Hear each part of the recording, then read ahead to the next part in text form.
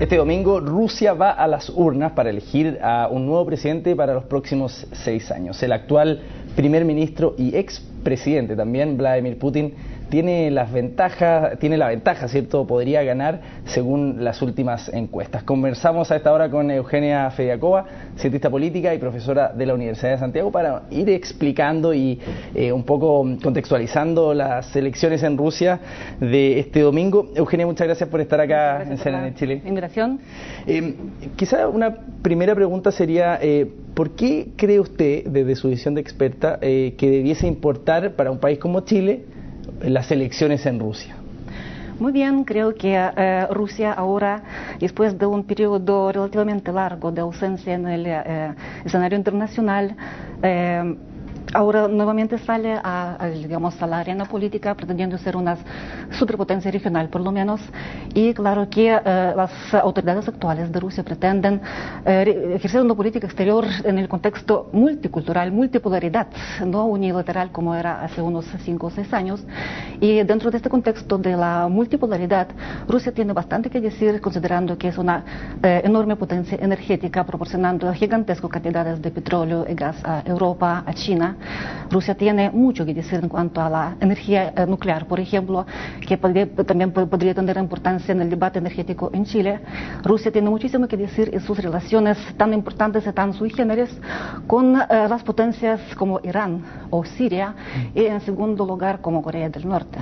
Creo que esos también son de importancia para Chile, considerando que históricamente entre Chile y Rusia, la Unión Soviética, siempre existía cierta sintonía, porque ambos países eran importantes actores de la Guerra Fría, que después de 1973, Unión Soviética y Moscú recibieron una importante parte de la emigración política chilena.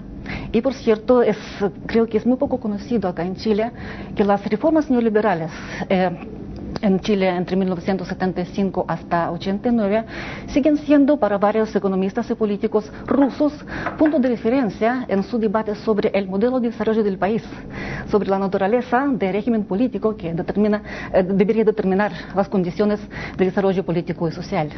Y en ese sentido, Eugenia, tú hablabas del desarrollo político y social, pero siempre cuando viene un periodo eleccionario y cuando se va, ¿cierto?, un país a las urnas, se habla de quiénes son los votantes. Yeah. ¿Cuál es quizás la radiografía que tú podrías hacer de quiénes están votando hoy en Rusia? ¿Es principalmente una clase media más empoderada o no? ¿O es quizás las provincias versus las ciudades? Porque obviamente hay siempre una diferencia entre, digámoslo, el campo y la ciudad.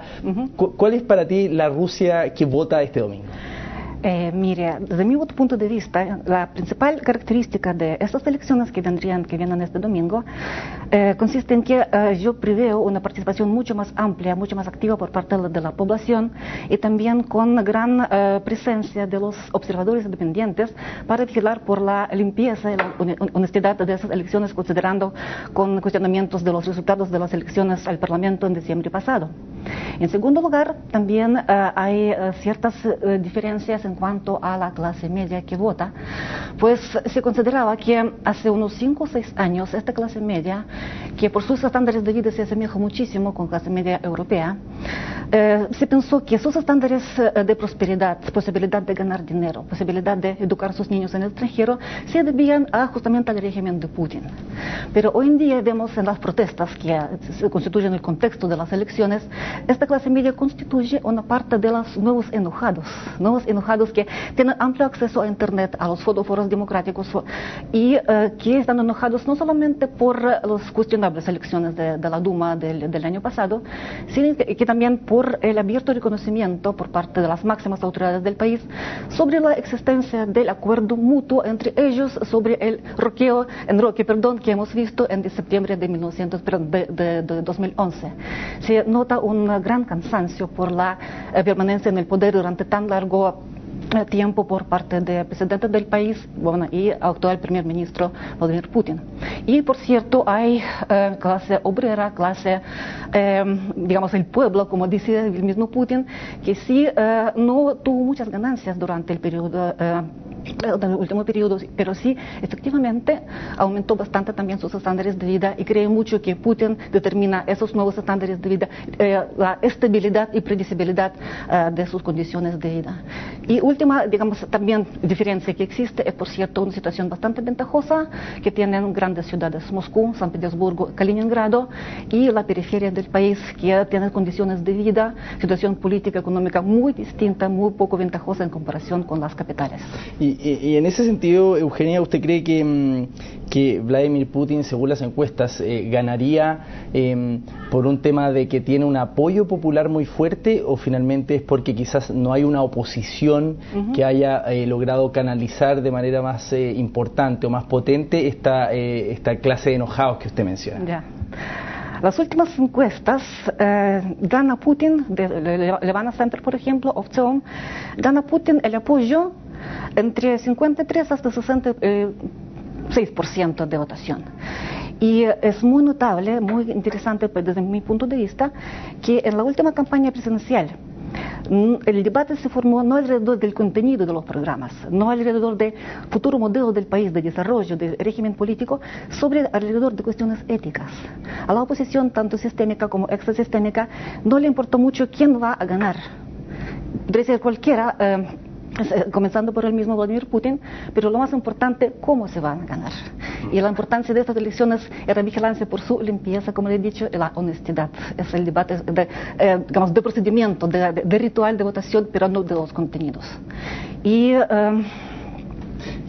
sobre el tema de la oposición, Eugenia, ¿usted cree que hay una oposición que pueda, en el caso, por ejemplo, contradiciendo las encuestas, en el caso de que gane o que pierda Putin, es la oposición bien organizada? ¿Hay una creciente oposición que pueda en el futuro establecerse como una alternativa a Vladimir Putin, si no es para estas elecciones, para las próximas? Bueno, aparentemente el actual primer ministro va a ganar sí o sí las elecciones del domingo, porque efectivamente creo que el pueblo, la clase obrera, digamos la periferia del país, sí va a votar por él sinceramente, sin que exista la necesidad de recurrir a los instrumentos artificiales, digamos, para determinar el triunfo.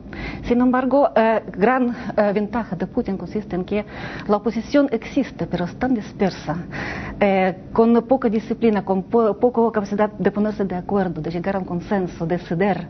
Es una oposición que recién aprende a hacer la política y recién aprende a dialogar, a formar una oposición y a diferencia de Checoslovaquia, que tenía a su Václav Havel, a diferencia de Polonia, que tenía a su Lech Walesa, la oposición rusa no tiene un líder establecido, no tienen a quien agruparse para enfrentar, digamos, a un rival tan fuerte, tan competitivo como Vladimir Putin.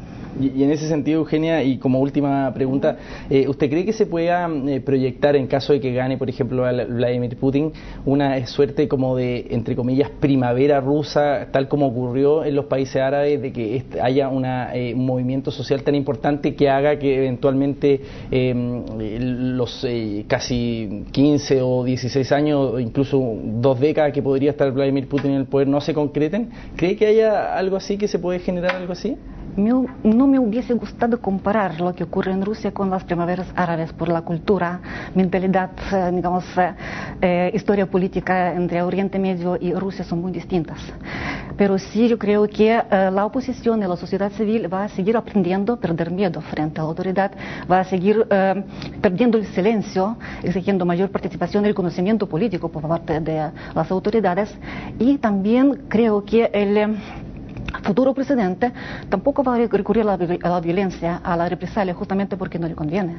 En su reciente entrevista con medios de comunicación occidentales, Putin recalcó que va a buscar nuevo reinicio con las relaciones con el occidente, con Estados Unidos.